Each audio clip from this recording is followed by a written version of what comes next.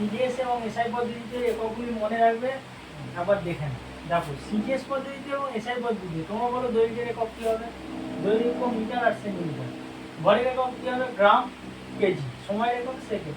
এবার কোনটা কোন পদ্ধতিতে খুব সহজে মনে রাখবে। দেখো এইখানে সব লেখা আছে। সিজিএস পদ্ধতিতে দেখো, সিজিএস পদ্ধতিতে সি মানে কি সেন্টিমিটার, আর জি মানে কি গ্রাম, আর এস মানে কি সেকেন্ড।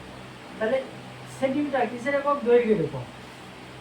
তাহলে সিজিএস পদ্ধতিতে দৈর্ঘ্যের একক সেন্টিমিটার, আর গ্রাম মানে হচ্ছে ভরের একক, আর এস মানে হচ্ছে second.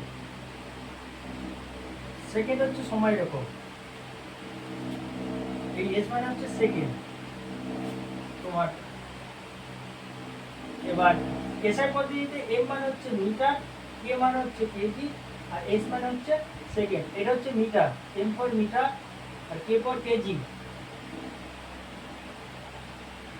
R S for second.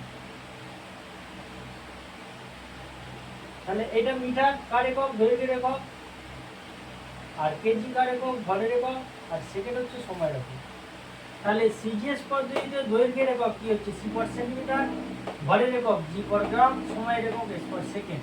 SI পদ্ধতির আরেকটা নাম হচ্ছে তোমাদের এমকেএস। এমকেএস পদ্ধতি এমকেএস, এম মানে হচ্ছে মিটার। তাহলে এসআই পদ্ধতিতে দৈর্ঘ্যের একক মিটার, ভরের একক কেজি, আর সময়ের একক হচ্ছে সেকেন্ড। তোমরা এটা শুধু মনে রাখো, এটার মধ্যে দিয়ে সব আছে। সিজিএস পদ্ধতিতে কি আছে, আর এসআই পদ্ধতিতে আরেকটা নাম হচ্ছে এমকেএস। সিজিএস মানে হচ্ছে সেন্টিমিটার, গ্রাম, সেকেন্ড, আর মিটার, কিলোগ্রাম আর সেকেন্ড। এটা দিয়েই তোমরা জানতে পারবে। এরপরের ভিডিওতে আমি তোমাদের দৈর্ঘ্য, ভর, সময় হলো। এরপরে হচ্ছে বেগের একক কি, বেগের একক কি, ত্বরণ একক কি, ত্বরণ, দৈর্ঘ্য, ভর, ত্বরণ, সময়, সরণ, সব এককগুলো বলে দেবো।